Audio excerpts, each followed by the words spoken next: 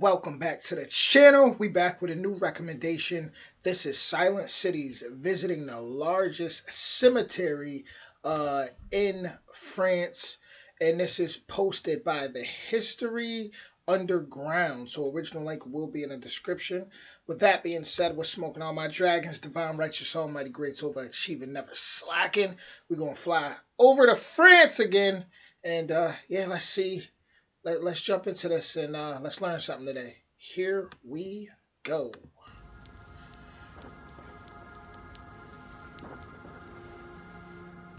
I've said before that in order to fully understand and appreciate World War II, a person really needs to understand and appreciate World War I. The Great War left a scar, literally and figuratively, across the nation of France that would have ripple effects for generations. Right now, I'm in the area of Arras. I'm going to be here for a few days, kind of exploring the history of the First World War in this area. And I just happened to drive by this French cemetery right here. Driving around, there are cemeteries everywhere in this area.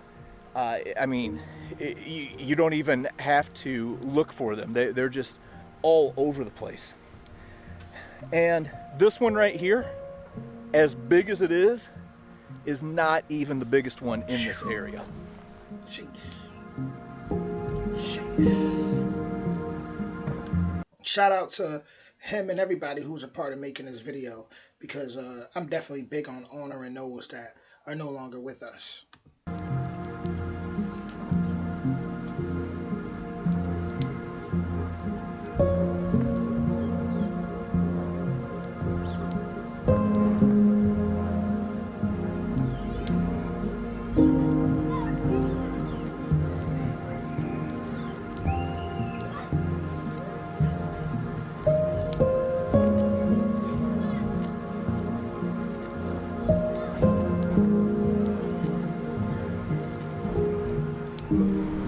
In 1914, the unstoppable force full-on clashed into the immovable object here on the Western Front.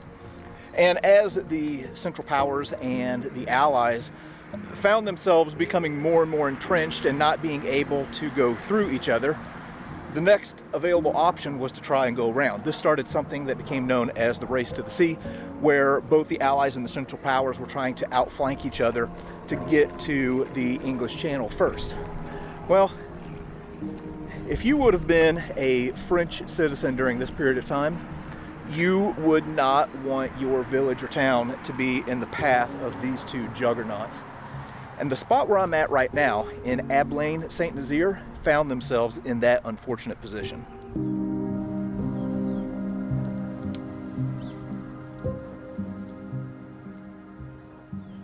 I want you to think for a moment about the community that you live in.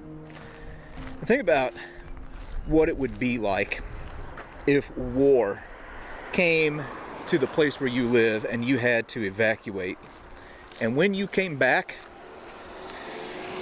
there was nothing left. It was just rubble. Well, that is exactly what happened to Ablain Saint-Nazaire. So if you look at this town, it doesn't look like there's anything that's just like exceptionally old by European standards.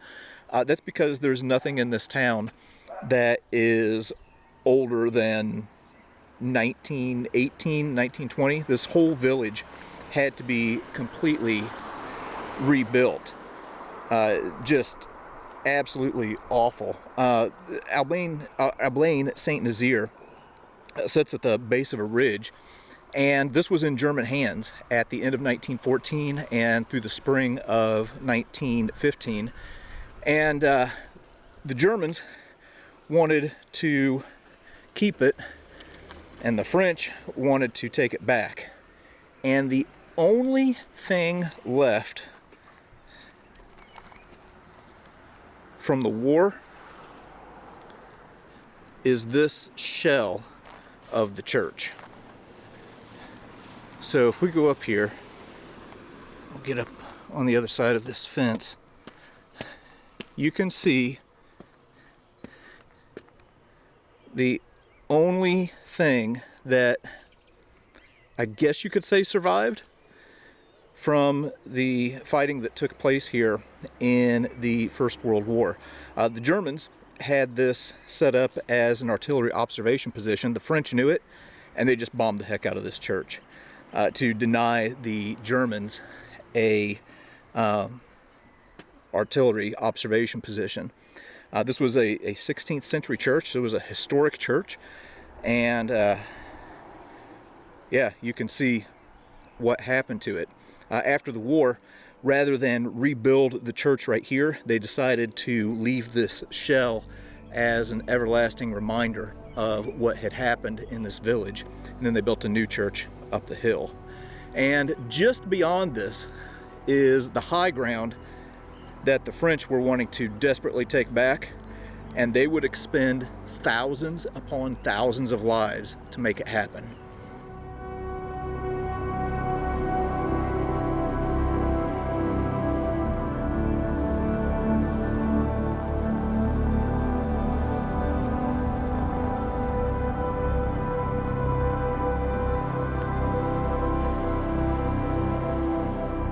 Well, no matter what, at least you could say it's still standing.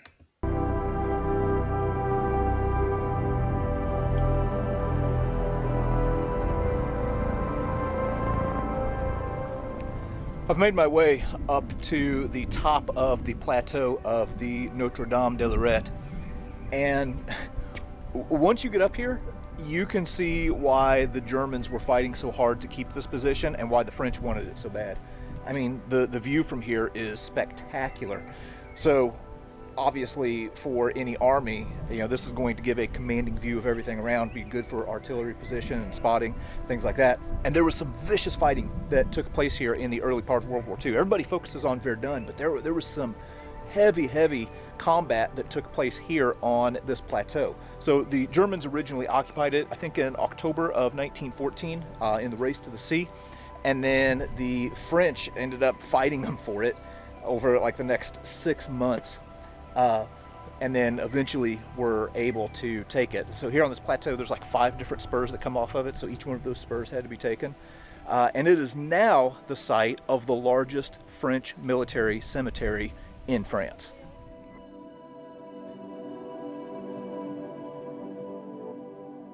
I've now moved into the cemetery here at Notre de Lorette, and standing here, you can really get a sense of the scale of loss and sacrifice that France experienced during the First World War. There are over 40,000 graves in this cemetery. Well, standing here and looking at all of these rows of crosses back to back is really sobering. If you look at the view in front of us now, we are only looking at half of the cemetery, and these rows of crosses go on for as far as the eye can see. Now, originally, again, as I mentioned, this is a battlefield right here that we are standing on. There was a small chapel up here that had been built in the late 1700s, and this was kind of like a pilgrimage place for a lot of people. Well, the chapel, of course, was completely destroyed. What we're seeing here is a chapel that was rebuilt after the war. And the French official history talked about the conclusion of this battle, and it says, the Germans were beaten, and the chapel in ruins was left behind. Beyond was an inextricable, chaotic tangle of underground passages and shelters, mine craters and shell holes, encumbered with dead, arms and equipment and stores.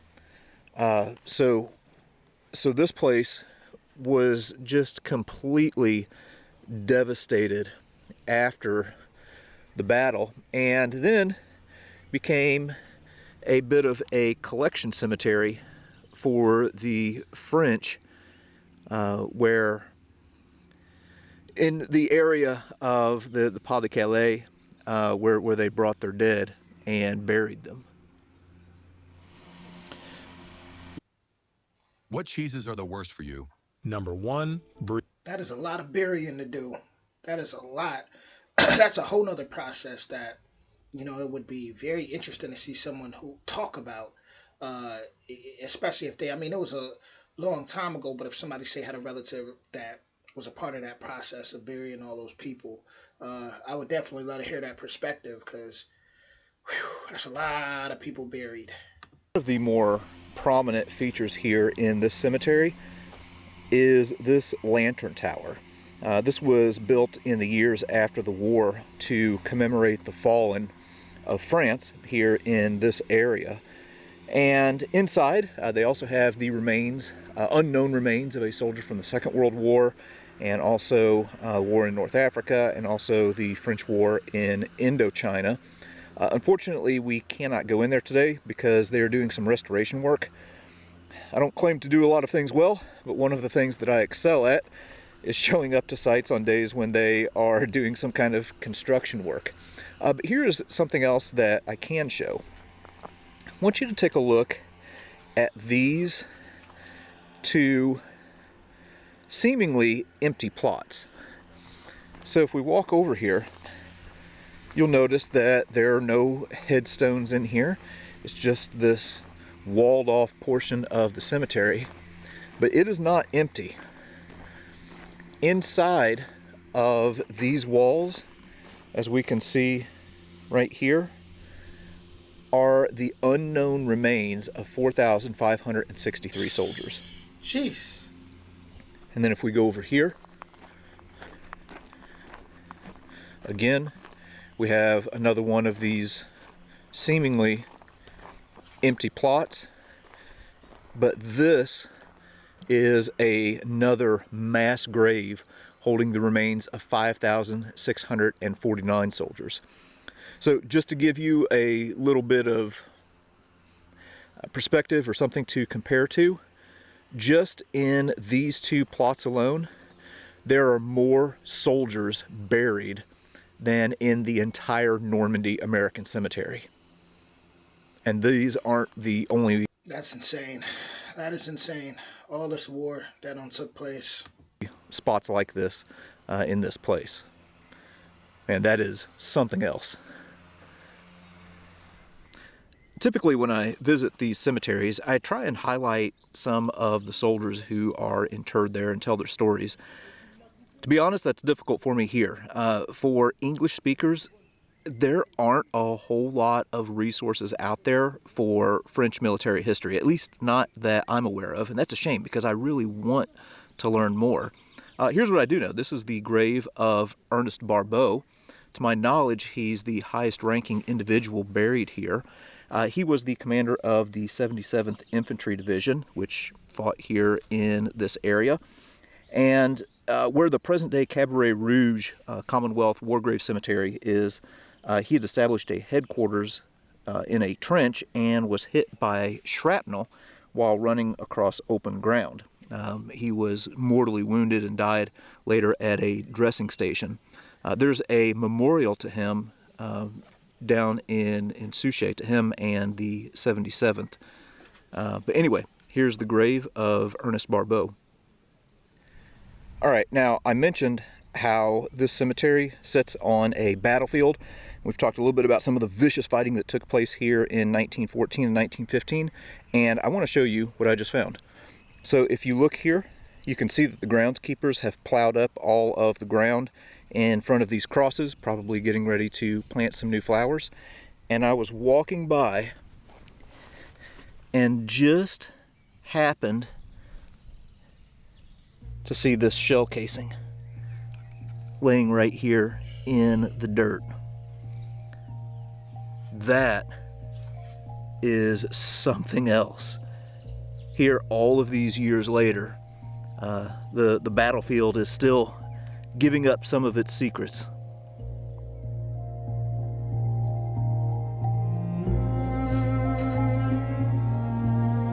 It's reminding me of a Ghost Whisperer episode where someone was, it was a soldier. He was a spirit, and he was still like fighting. He didn't know he was dead. It was crazy, crazy.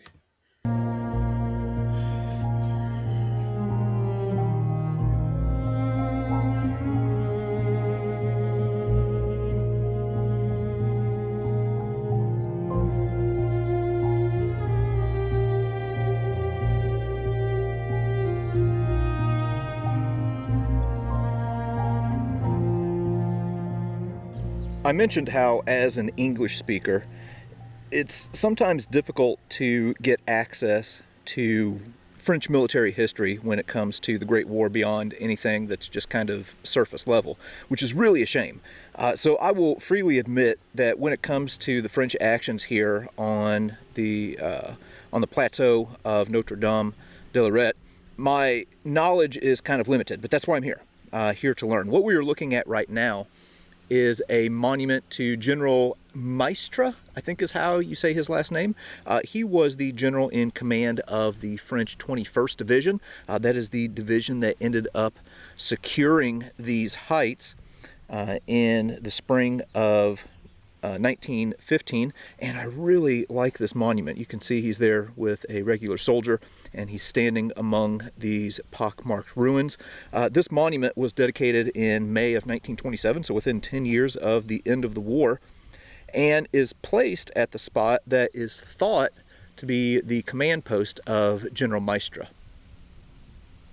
All right, so that was a little bit from the cemetery, but there's one more memorial that they have up here that I really want to show.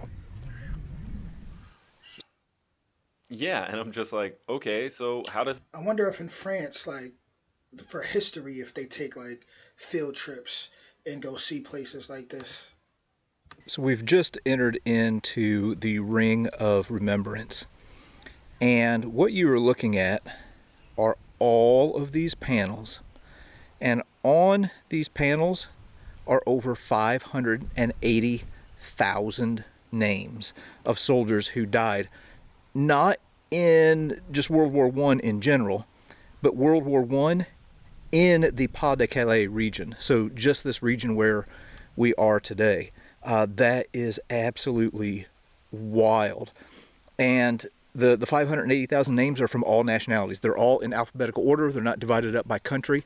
So you have Germans, Belgians, French, British, people from all over the world whose names are here on these walls. Just kind of adding weight to the overall tragedy of this conflict.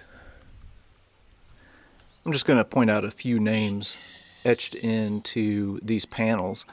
Here is the name of Francois Fabre. Francois Fabre was the winner of the 1909 Tour de France and was killed here in this area. So here we have an elite athlete who lost his life in the Great War. Here in the K section, we have the name John Kipling. This man was the son of author and poet Rudyard Kipling. There in the middle of the screen, you can see the name Paul Malk.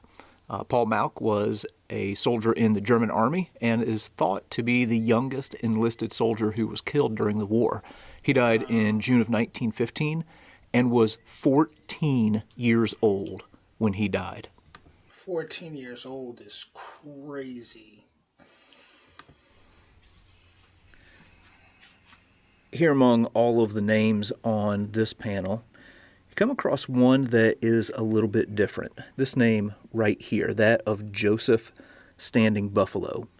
Joseph Standing Buffalo fought with the Canadians and was killed in September of 1918 in the area of Arras, and was the grandson of Chief Sitting Bull. So Chris Mowry, on one of his channels, I think it will at the time that I'm filming this, I think it's going to be on his Stories of the Great War channel, is going to be visiting the grave of Joseph Standing Buffalo. So you'll want to check that out.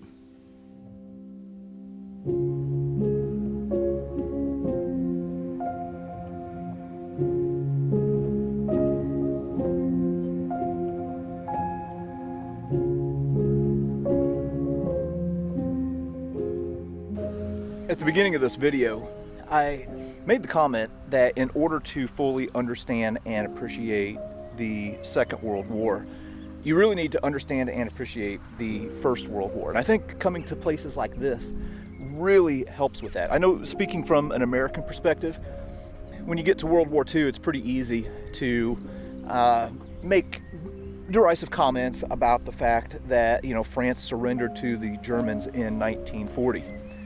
But when you come to places like this and you see the scale of the loss that France endured in the First World War,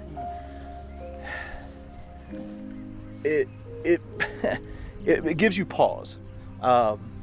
Maybe it wouldn't be so easy for them to just jump right back into another war after having lost an entire generation and had towns and cities destroyed. But anyway, those are just a few things that I've been thinking about today as I've been walking the ground here. But that was a little bit from here at Notre Dame de Lorette.